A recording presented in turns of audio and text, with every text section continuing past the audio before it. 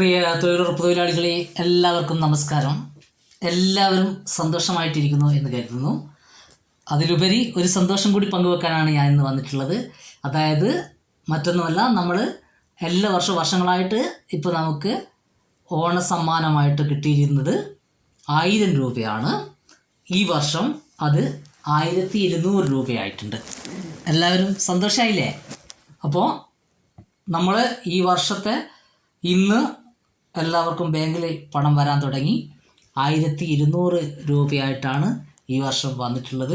അപ്പോൾ എല്ലാം കൊണ്ടും നമുക്ക് ഓണം അടിച്ചു പൊളിക്കാനുള്ള വകയാണ് സംഭവം.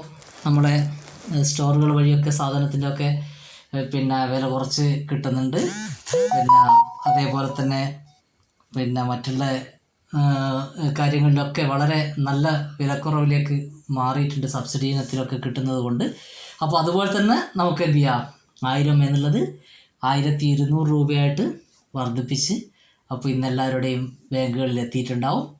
എല്ലാവർക്കും ഒരു ഓണം ആശംസകൾ നേരുകയാണ്.